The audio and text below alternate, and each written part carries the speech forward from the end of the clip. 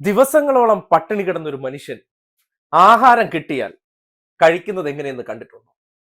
ആ ഒരു ആക്രാന്തം, ആവേശം ഇല്ലെങ്കിൽ ഇതേ കണ്ടേ. പാൽപ്പായസമല്ലേ സുരേഷേട്ടാ?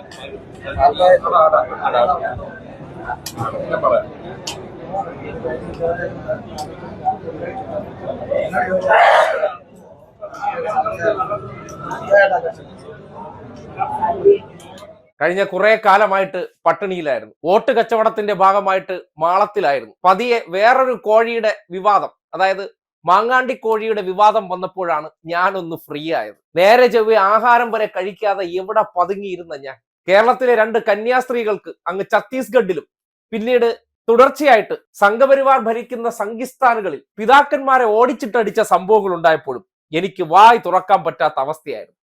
എനിക്കെതിരെ വലിയ പ്രതിഷേധം വന്നപ്പോഴത്തേക്കും ഞാൻ ആഹാരവും വെള്ളവും കിട്ടാതെ സോമാലിയിൽ പോയൊരവസ്ഥയായിരുന്നു. ഇപ്പോഴാണ് എന്നെ രക്ഷിച്ച മാങ്ങാണ്ടിക്ക് മനസ്സുകൊണ്ട് നന്മ നേർന്നുകൊണ്ട് ആ ഇലയുടെ മുന്നിൽ ഇരിക്കാൻ എനിക്ക് അവസരം ഉണ്ടായത്. ആ കഴിക്കണ കഴിപ്പ് നോക്കിയേ.